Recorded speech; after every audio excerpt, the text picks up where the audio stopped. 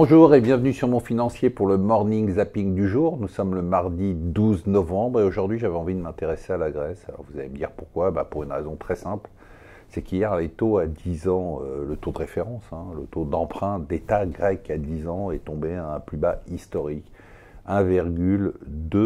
Alors je ne sais pas si vous imaginez 1,2%, en 2010 la Grèce, c'est le pays qui entraîne la zone euro dans la crise. 2012, ils n'ont plus accès au crédit. Les taux montent jusqu'à 40% et encore, on ne trouve pas d'argent. Et 2019, on est à 1,2%. Alors, si vous aviez investi votre argent, mais qui l'aurait fait en dette grecque, en 2014, vous auriez doublé. En 2015, vous auriez triplé, parce qu'en 2015, il y a eu l'arrivée au pouvoir de Syriza et donc la panique un peu sur les marchés. Alors, il y a des bonnes raisons pour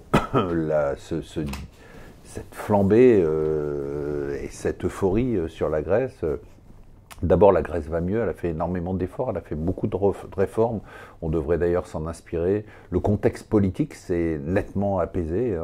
Et il y a une mauvaise raison, la mauvaise raison c'est toujours la même, c'est qu'il y a tellement d'argent dans le marché que tout ce qui porte un rendement positif, eh bien il y a une ruée là-dessus. À noter quand même, les taux grecs sont passés en dessous des taux italiens, c'est quand même assez incroyable. Alors la vente du jour, 500 millions de dollars, c'est Travis Kalanick, c'est l'ancien patron et fondateur d'Uber qui a attendu la fin de la période de lock-up. Vous savez, le lock-up, c'est cette période pendant laquelle, après une introduction en bourse, on n'a pas le droit de vendre ses titres quand on est actionnaire historique. Ça s'est terminé la semaine dernière, il en a profité pour bazarder 500 millions de dollars de titres. Il faut dire qu'il a été viré en 2017 et qu'il veut récupérer son argent.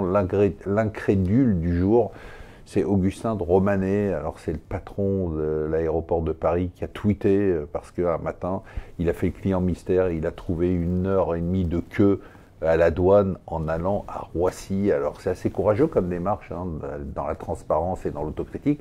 Le seul problème, c'est qu'il est patron de l'aéroport de Paris depuis 2012.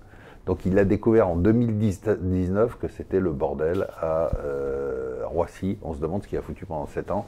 Ou est-ce alors il ne passait uniquement qu'au Bourget pour voyager, sauver les milliardaires? C'est la campagne que lance UBS. UBS est le plus grand gestionnaire de fortune. Ils ont sorti même une très belle étude pour expliquer que les boîtes qui sont gérées par des milliardaires performent 2 fois plus que les boîtes qui ont vu leur cours progresser 2 fois plus que les boîtes qui ne sont gérées que par des millionnaires ou des gens qui n'ont pas d'argent. La relance, on vous l'a dit, ça va être le thème de 2020. Préparez-vous, on va en parler, reparler. Alors la France n'a pas attendu 2020, nous on s'en fout.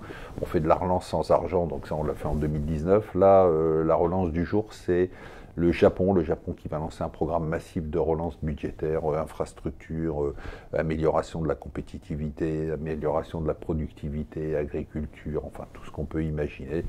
Bon, ça va être assez spectaculaire, ça va rien faire comme d'habitude, en tout cas ça n'aura aucun impact sur l'inflation. Le deal du jour, bon vous le savez, le private equity enchaîne les records, record de levée avec un afflux de capitaux.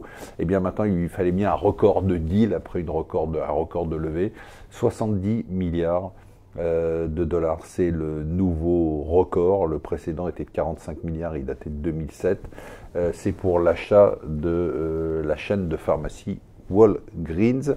Le thème de la semaine, vous allez en souper dans tous les JT, c'est le froid hivernal avec des moyennes qui vont être inférieures à janvier.